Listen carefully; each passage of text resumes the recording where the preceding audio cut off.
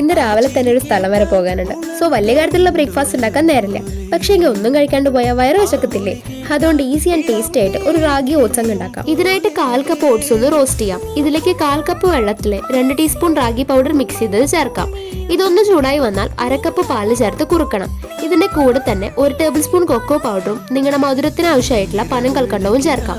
ഇത് നന്നായി കുറുകി വരുമ്പോൾ വേണമെങ്കിൽ 2 കുട്ടി പീസ് ഡാർക്ക് ചോക്ലേറ്റും കുറച്ച് കാഷ്യൂസും കൂടെ ചേർത്തിളക്കി സ്റ്റവ് ഓഫ് ചെയ്യാം. ഇനി ഇത് കഴിക്കാൻ നേരം ചെറുതാക്കി കട്ട് ചെയ്ത് വെച്ചിട്ടുള്ള കുറച്ച് ആപ്പിൾ പീസസും കൂടി ചേർത്ത് കൊടുത്താൽ സംഭവം റെഡിയായി.